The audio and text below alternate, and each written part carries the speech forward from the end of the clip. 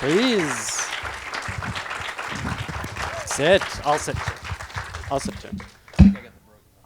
Oh. Would you like this? Do you want to take this one? I got it. I'm nervous. Is it going to fall apart? Oh, for sure. 100%. We'll catch That'll be you. good. You guys, what season did we just finish? 4? Season 4. How was it? I guess you would have to ask them. This was a big deal. Like, this was, a lot of things changed, right? I remember you and I spoke, Greg, at the end of season 3, in the beginning of 4, and you said, look out, there are going to be big changes, new machines, etc. Can you take us a little bit inside the writer's room to start on season 4, and what kind of conversations were going on?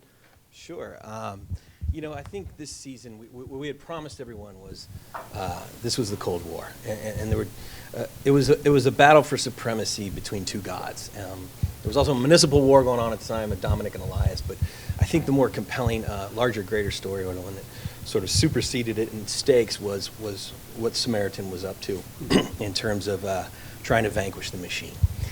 And as you just witnessed in this episode, I think we have a bit of a game changer here in terms of how we started season 4, which Harold Finch, when he started out the season, there was a lot of ambivalence on his part as to his own creation and whether or not it was something that he could even trust. He sort of took almost like you would argue an isolationist pose towards it. And there's a fantastic scene with Amy and Michael in the premiere where she comes into his office and confronts him. You can't sit on the fence, Harold. And the thing about it is that Harold actually did. In many ways, I think that debate was ongoing between the two characters throughout season 4 about, Amy's character, Root, has always trusted the machine. Probably it's, an unquestioning acolyte in many ways. But that was challenged this past year. And I think the really interesting thing that just happened in the episode, in the finale you watched, and it was quite emotional. Michael Emerson talking to his machine, and you feel like almost in that moment that Harold Finch is confronted with, his son in some ways. Almost the dying son has come to him, and something that he programs. Almost like we all have, a kid or a teenager. Eventually, they leave the house, and the machine moved itself. It went off and did its own thing, and he assumed it wouldn't listen to him anymore. And I think what was really touching about that moment was that he sort of realized that this machine, as crippled as it was still seeking his approval. And I think that was an eye-opening moment for Harold Finch. And I think it's something that in this season 5 coming up, what we're talking about right now this week in the writer's room is how is this going to change Harold Finch and how he views the machine. And I think what you're going to see this coming season is a much more proactive Harold Finch, one who understands now that even though this is not necessarily a machine that he controls, he doesn't want to live in a world that Samaritan controls everything. And perhaps humanity's only hope is in resuscitating his own machine. Oh, wow. Got it? Did I answer the question? I don't know. Person of Interest, it's such an interesting show because it's ambitious in a way that a lot of network shows are not. I mean, even just the things you're talking about now it's about character and changing characters, and it's about relationships and changing relationships, but it's also about these enormous themes. How do you guys juggle this with also tone? There's humor in this show, which would be very easy not to have. How do you guys juggle this in the room and put it together into stories that we see on the screen? That's a great question. I think this would be an incredibly dry show if there wasn't an element of humor. And I think, by the way, Ben Blacker, fantastic. Hi, guys. This isn't our first rodeo, but at one time I think you would ask me, what do I watch? And when I go home, I love to watch Veep. I love Silicon Valley. I'm addicted to Amy Schumer right now. I got to catch up with all of them. But it's weird. Like I want to watch humor when I go away from the show, and it's like you always want to incorporate that to a degree. And I think the characters are really what people come back for anyway. And people sort of enjoy the comedy or the dry humor of the show to a certain extent, because otherwise the stakes of it they're so high. But by the way, I also want to say we want to thank CBS for season 5 and allowing us to do this crazy Thank you. This crazy cyberpunk sci-fi thriller disguised as a procedural on CBS, which we feel like we've kind of been getting away with something, and we're so grateful for the fans who sort of recognize that in the show, and we really feel strongly that this has to be a show that has a larger story, that it's going somewhere, and I think this is the future of television. I think everyone now has streaming options, DVRs, and the way they want to watch a show is that the first thing you do, and I assume college kids, is they say, hey, do I need to be watching that show? And I don't think there's a world where a show that's just a standalone, closed-end procedural is that interesting to anyone anymore, because it's kind of like, what's this about? Where's it taking me? And I think what we've endeavored to do is try to walk the line, be both. There's always been a number, there's always been a case of the week per se, but as the show's progressed, I think you've seen there tend to be less of those that don't connect to the larger story, because ultimately it feels like you kind of just ate a bag of Doritos. It was like, I don't really remember that one, And, well, it has to evolve, right? The storytelling has to evolve, and we're living with these characters, letting them into our homes week after week. Speaking of which, Amy, can you talk about the evolution of your character and discoveries that you've made along the way, whether it was stuff that was in the script or things that you just kind of discovered yourself for this character?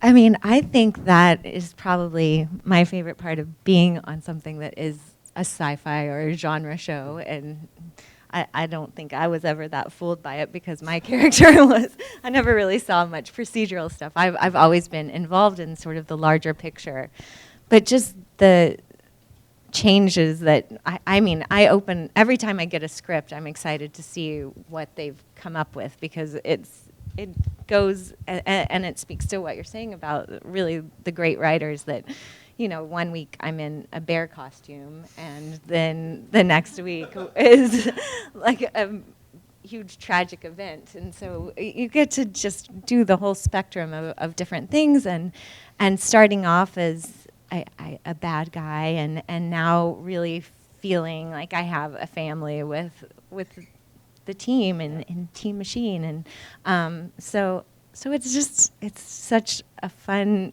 journey. And like when you were saying, what was season 4 like, and I was trying to remember, that the beginning of this year seems like, I was like, wasn't that season 2? And no, they give us so many great things to do, and such.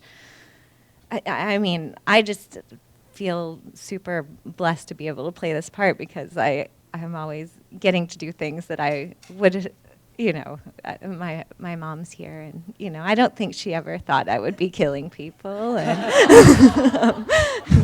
And so, yeah, I actually got a super awesome email last night from my high school theater teacher, who just was pages long about talking about person of interest, and she was like, really talking about the writing, but being nice to me too. but you get to show a range of your abilities. Yeah, it's not always possible on a She said, I feel show. like this is a show that people are gonna look back and study. Like, there's so many neat, they just do such a great job, and every time I'm like, how are they so smart? How do they do this?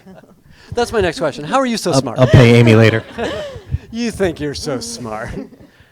Amy continually makes us look good, and there's so many moments that I'm stunned by.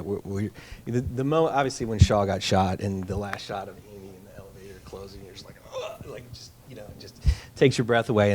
But there are the other moments that I find really amazing. Both she and Michael are masters at this. Is sort of anthropomorphizing the machine in a way where you really feel like the machine is a character. Like, there was this one argument, I think it was season 3, I can't remember but when Amy gives this incredibly impassioned speech to Harold about the machine, and there's all these dot matrix printers going off, going crazy, and she makes this, and you're just like, oh my God, and she, and you're like, how did she, like, she's talking about a machine, and the depth of feeling in that, and that comes through Amy's character, I think, is always a little startling to all of us, and we've thrown everything at her. If there's a job, by the way, a cover job she hasn't done, or that you guys think we need to do, besides the bear costume, we're open to suggestions. Send your letters to CBS. Yeah, and there hasn't been wig you haven't worn. Had some good wigs, yeah. How does playing Root? How does Root compare to characters you've played in the past? Because you've played a number of really interesting characters with great range. How does she compare?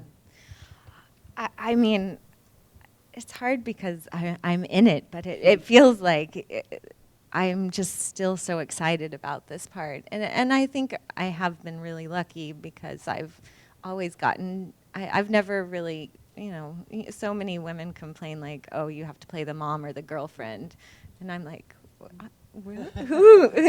Why don't I look like a mom or a girl? But I just feel really so lucky that I get to play this part, and I think this is one of my favorite parts I've gotten to do. So. Well, let me ask you, related, how is she like you? Actually, She's a really good homemaker. Yeah. She makes a mean strawberry jam. The first episode I was in at the end of season 1, when they had asked me to play this part, but really the whole show I wasn't playing the part at all. I was playing a therapist, and only in the last scene I shot a woman in the head and had a nice conversation with Michael. But I was kind of thinking like the whole time I would be this therapist who was very normal, and then you were shocked and like there was going to be like a lower voice and really intense. And Greg and Jonah came up to me and they're like, we think she should just be like you. And I think that was kind of the start of like, this is going to be really fun. I don't really feel like there's a lot of, I don't feel like there's any other characters that I've ever seen that are like Root. And it's just, she gets to be silly and feminine, and she's not like trying to be like this tough thing all the time. She gets to have emotion and still kill people. Greg, can you talk about, and I don't know that we've ever talked about this, but creating this character and figuring her out, discovering things about her? That's an excellent point that Amy just brought up, because we weren't sure when her character came on, because we were like, because Amy has a very distinctive voice and she has that smile. It's so disarming, and then when she turns, it's very upsetting in some ways to people. Like, it's like, wait, it's not supposed to be that way. She doesn't. But she has such a distinct worldview, and she has such a specific idea of where we're all heading that it's. I think the really unique thing is like the incongruousness of her voice, her demeanor, and the lethality of her character are just so. It's such a great contrast. It's delicious, and plus she has the character has a great sense of humor, and and I think when we start, these things kind of grow organically, and I think the relationship with you and Shaw was something that we just kind of felt like the first scene I remember you did, Jonah was talking about, it's like, it was very clear, when you pulled out the hot iron, he's like, what? I think there were some sparks there. We don't know. We weren't sure. And then it just kind of organically let it grow. And Amy's amazing because you can throw anything at her and she just owns it and sells it, and you totally believe it. And we're like, wow, that was bananas what she just said, but I'm on board. I'll go with it. So. The internet is very interested in backstory. What did you guys know coming in on this character, and what have you discovered along the way, or what can we look forward to? Do you know that yet? I know it's early for season 5. Particularly Root's character? Yeah. Well, I think we all kind of know her origin story with the... She's a good Texas girl. Yeah, good Texas girl who was a master of Oregon Trail. She sort of witnessed at a very early age the fallibility of humans, and I think I don't know if you would argue that she's an advocate for transhumanism, or the singularity, or whatever you want to bigger idea you want to reference. But I think clearly Root's character, her backstory, was one who had placed a tremendous amount of faith in machines over humans. And I think that's evolved in terms of her relationship with Harold Finch, and to the point where we understand, it almost feels like now, in her relationship with Shaw as well, that she's someone who's grown to really care for humans in a way that she didn't necessarily when we met her on the show. So I think that backstory and where that character's come today are very interesting. This is not to say, however, that there aren't still more flashbacks for your character that we haven't examined, and there's going to be a lot more flashbacks this season as well. Nice. And was this backstory and this arc that she took, how much of that did you know going in to her character? Or is it stuff that you know, that does come up organically as the season progresses? Well, I think we hit that in Bad Code. I think it was the episode 202, where, so pretty early on, we knew who you were, and that you had lost your best friend to kind of sick, twisted thing that happened in a small town in Texas. And then from that point on, Ruth's character had sort of grown on to become an assassin, essentially, for hire, an online assassin for hire. And then eventually we realized that she was someone who was a lot deeper than that, who was a really good coder, but that knew that there was something else out there, that someone who created something, that she just had to find this person who was the father of this machine. Did you know like that Shaw was a doctor? I'm curious. Did you? Do you just come up with things as you like see people? Like you're like. You know, sometimes the backstory really does evolve. You know, relevance when we introduced Shaw's character, it felt like it was a huge departure. We just switched POV and went down the looking glass, and it was really cool. And that's when we kind of knew we could do anything. We could do anything, and people would stay with us, and it was really fun. And you know, the more we talked about, you know, Joan had originally written in, you know, that Shaw's character had an access to personality disorder, and we thought, okay, well, what does that look like then, as a kid? At what point do you realize that about yourself? And so when we finally decided to do those flashbacks, it was that moment, you know, where the car crashed and her dad was dead, and you know, the EMT comes up to little Shaw and says, I'm sorry, your father, he didn't make it, you know, and she says, can I have a sandwich?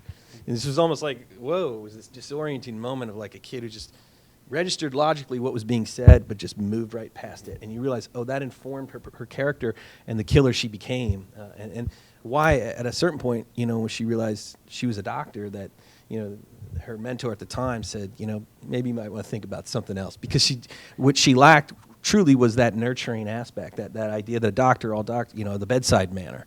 And you know, what's really been fascinating to watch is her sort of denial of having any feelings for any of our other characters in Team Machine, but particularly Rude. This is a dumb fan question, which I usually don't allow, but you're a smart actor, so I'm going to ask you. Oh, it's rude. Yeah, it's about writing your own fan fiction. Where would you like to see your character go? This is your chance to pitch Greg. Oh, geez. I don't know. That's the problem is they have such good ideas. Whatever I think of, their idea would. I'm like, oh no, do that. Never mind. So I just want it to be about me. I'll have a spin-off, and preferably in the Caribbean. I don't know.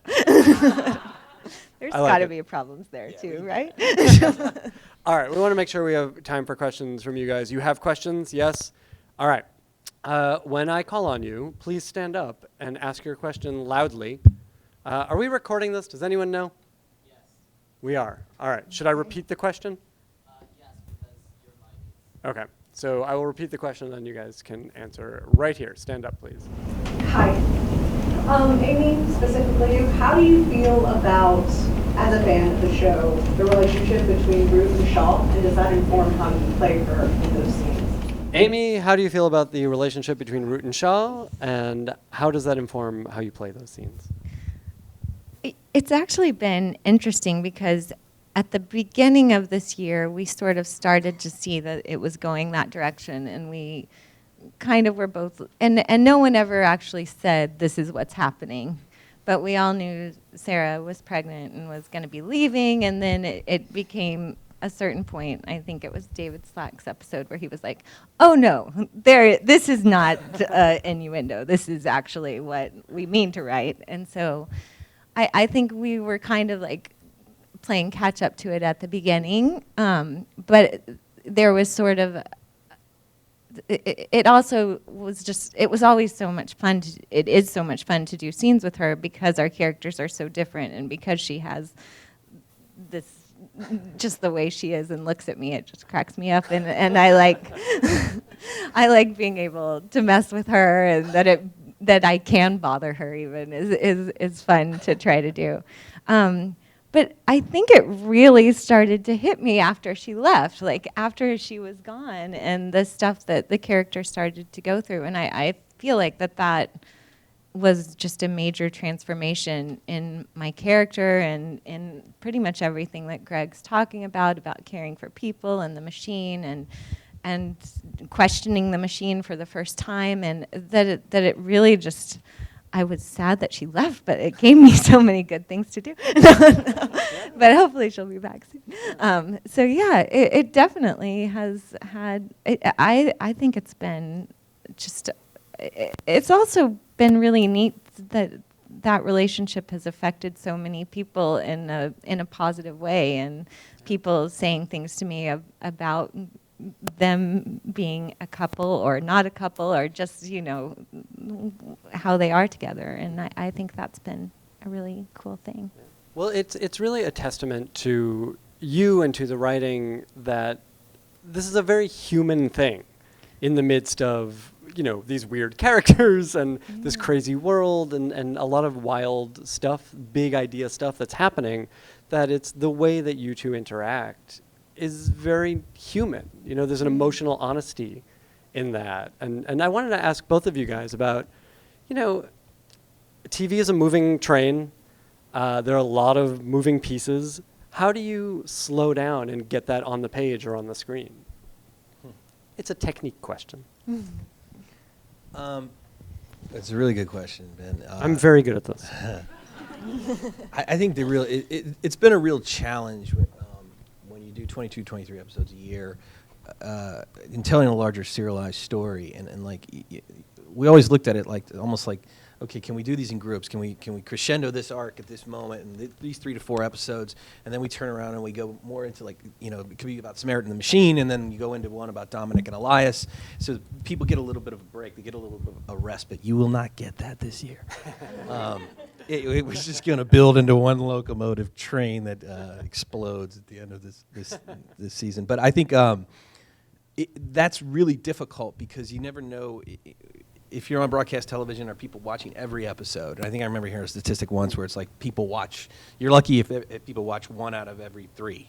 And I'm like, well, then we're done because people aren't going to know what the hell's going on. But I think it's keeping all those moving parts, keeping the train going down the track, but building into smaller crescendos and then ultimately a larger one throughout the year. And it's really just about character too. I mean, the evolution of Ruth's relationship with Shaw felt really organic to us because, there's tension and restraint in any relationship. And I think what was shocking almost to Shaw's character faced with her own demise is the true emotion that came out of her. And that it's like, is this emotion? It's not that she doesn't feel emotion. She said, it's just that it's turned down on her character. And I think, that's why I think that final conversation that Amy had with Sarah's character when, she's hammering away with something with an axe. I can't remember. You had a phone call with her, and she was trying to solicit a response from Shaw, and it was really about how she feels about her. And then you realize when she turns around, the reveal is, she thinks she's going to die. So she wants in this moment to get that answer. That's all she needs. And I don't even think we answered the question. I think it was implied, and I think that's always better. And so it was fun. Yeah. Good answer. Other questions? Yes, right here. Love your shoes. Thank you. And why 13? Why 13 is the question. That's a great question. You would have to ask people above my pay grade. Joan and I have spoke about this ad nauseum, but there's no question that we want to do more of this show beyond season 5. And like I said, we're extremely grateful to our friends at CBS for letting us do it this far. Go this far with it. We have a course that we charted a long time ago that perhaps we're going to have to expedite. We know when you say show's got to reduce stories, the inevitable question comes up and says, well, is this the last season of the show? We don't know the answer to that question yet, but as writers creatively, we have to approach it as though it is. And we have always written this show and every season finale almost like it could be a series finale. And given where we're at now, we're going to go for it. And if we're going out this season, we're going out with a bang. Nice. And I think, in this world of television, it's so strange. I see so many shows now come back as movies. I think the X-Files is even coming back, right? It's you never say never, but creatively we have to make decisions, and we have to make them right now. We're making them in the writers' room, and I got to tell you, there ain't no filler. It's going to be a great season. Yeah, I'm it's gonna excited. be great. And I have to say, I mean, it's immensely flattering to hear from fans, we want more, we want more.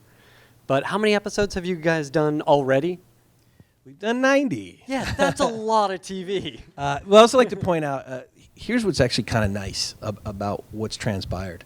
We're going to be available on WGN, but more importantly, we've gone to syndication, which is wonderful. Our friends at WGN are promoting the show.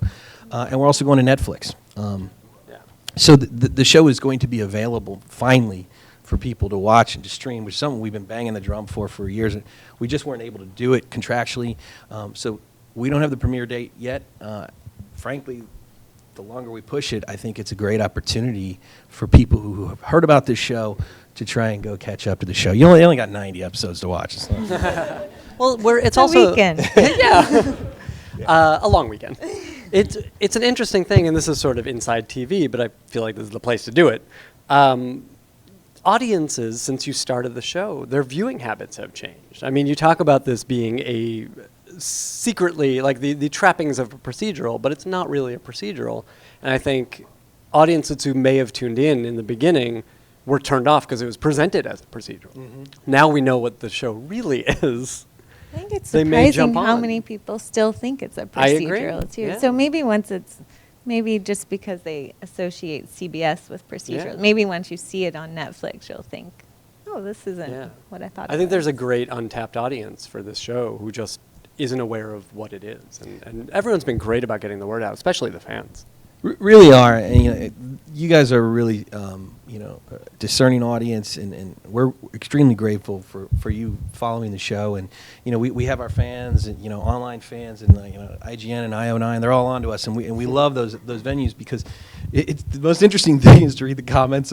If you ever check it out and you say like, "This isn't the show you think it is," you're like, "Wait a second, okay, is that a failure of marketing? I don't know." But I do think. All you need to know, I think, about the future of television is look at your kids. Like, I watch my son and the way he watches and consumes television, and he doesn't know what station anything is on. He doesn't know what time it's on. He just knows, is it in the queue or is it available for streaming? And I think we're kind of all headed there. And I think if your show doesn't have, if it's not going anywhere, and it doesn't have any catalog value. It doesn't, I think one of the most fascinating things about this weekend is that Gilmore Girls is one of the most popular shows on Netflix. Yeah. And that's amazing because the show's well written. It's fantastically acted. And I think, that's the litmus test that it needs to be, and that it's connected to something larger. And you could argue even Friends wasn't. We were just talking about it on the way over. Friends was pretty much a standalone story, but they had relationship arcs. But the show was really well written. It was so well written that my son has seen every episode multiple times. And I'm like, well, that's sort of the test of a great show. And, I think the original Star Trek only ran 3 seasons, right? So there you go. They did all right afterwards. All right. All right, we have time for one more question. Yes, sir. Make it a good one. Can you talk about, the idea of you come into several shows kind of later once an established universe is set in place and I think filled out kind of a cast, an ensemble sort of thing. Can you talk to that at all? Like what that's like coming into a show that's already established and already kind of on people's radar? Amy, can you talk about not being invited to the party from the beginning and coming in late and then really having something to prove? No, what is it? You often are brought into a cast to either shake things up or make it better. And what is that like? I mean, it's actually kind of been the best thing because the show, if you're doing a pilot, you're making the show, you don't know if it's going to get picked up, you don't know if it's going to be on the first season, and I've gotten, I mean, with this character, they had already had the character on the show before I came on the show. So I had, you kind of know what you're getting into, you know, and I know I'm a fan of their writing and of the style, and getting to work with Michael Emerson, and you know, it's like, it's all kind of like this present that they're giving you, and you get to have it. And it's just been, it's always kind of been a surprise, because I was only supposed to do 5 or 6 episodes, and so it's just that I got to stay on. It didn't feel like this pressure of you have to make it work. I just thought, oh, I get to do 5 or 6 episodes, and then it just has been nice that they liked me. I think Bear would agree. Yes, we're glad they kept you around. We'll end, as we always do, by asking you what you are watching on television, what's getting you excited or inspired, what are you talking to your friends and loved ones about. Greg, you mentioned some of the comedies, but what else are you watching? You know, like I said, I love Veep, I love Silicon Valley, I love Episodes. That's a little too close to home. Amy Schumer's hilarious. She really is fantastic. And I think, you know, dramatically, some really interesting stuff coming out this summer. I caught the pilot of Mr. Robot, and I thought it was really cool. You should check that out. Yeah. Amy, what are you watching? Oh, I like Veep a lot too, and we just watched. We're doing the binge watching. We just watched Bloodline, which was Is it neat. good? I liked haven't watched it yet. I heard it was really yeah. good. I liked it. All yeah. right. I think you should watch it. And we're also. This isn't a real show, but Chef's Table on Netflix. That's the best show. There's 6 of them, right? Yes, It's like a little it's documentary so good. series. Except it kind of makes you feel like that you do nothing with your life, because they're so. They just care so much. It's so good. Well, we like what you guys are doing. Please give a round of applause. Greg Plageman, Amy Acker. Thank you guys for being here. By the way, if you guys haven't checked out Ben's podcast, you definitely should. And if you're ever in Los Angeles, Thank you. You should definitely come to a live taping there. It's really wonderful, all you come into a venue like this, but to appreciate the writing of the show and the actors as well. But Ben has been doing this for what, 4 years now, interviewing, and it's been hugely helpful to our business. That is very kind. Thank you. Thank you, guys. Thank you.